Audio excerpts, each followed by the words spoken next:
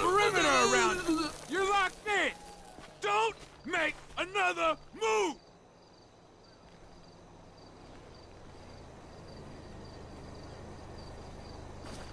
I'm arresting you.